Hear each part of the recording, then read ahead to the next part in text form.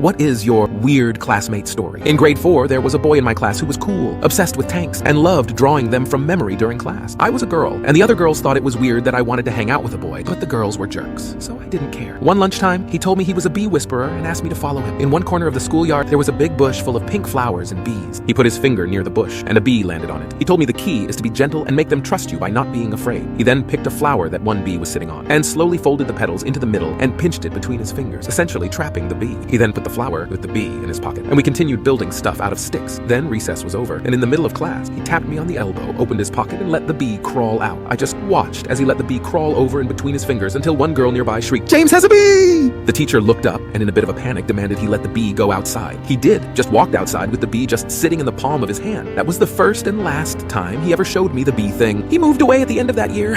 I'm naturally skeptical, and maybe my childish wonder at that time distorted my memory somehow, but a part of me still believes that the king of the bees is out there somewhere.